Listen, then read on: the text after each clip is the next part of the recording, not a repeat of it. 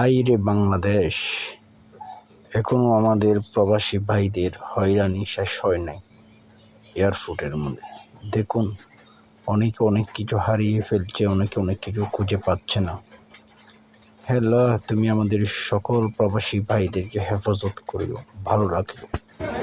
বলেন ভাই। ভাই প্রবাসী ভাইরা আপনারা টাকা নিয়ে আসেন দেশে, বুঝছেন? টাকা নিয়ে আসেন, এখানে মাল নিয়ে আসেন না। এই যে এত কষ্ট করে মাল নিয়ে আসেন, মাল রেখে দিচ্ছে, বুঝছেন?